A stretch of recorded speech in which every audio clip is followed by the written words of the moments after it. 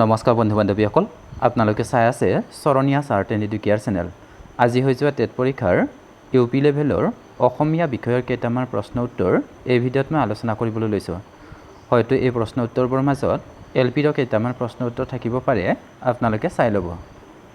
question number 1 linguistic survey of India গ্ৰন্থখনৰ ৰচক কোন উত্তৰ হ'ব George Abraham Grierson question number 2 a study of Kamrupi a dialect of Assamese গ্ৰন্থখনৰ ৰচক কোন উত্তৰ হ'ব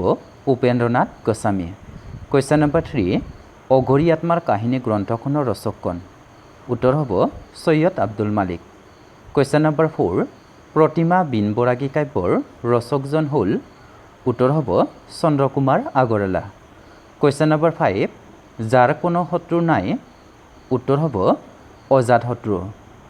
কুৱেশ্যন নম্বৰ 6 যাৰ পূৰ্বজন্মৰ কথা মনত আছে উত্তৰ হ'ব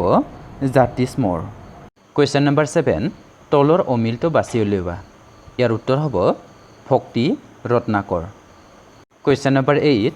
মাধৱদেৱৰ ৰচনাৰ ক্ষেত্ৰত তলৰ কোনখন ব্যতিক্ৰম উত্তৰ হ'ব অৰ্জুন ভঞ্জন কুৱেশ্যন নম্বৰ 9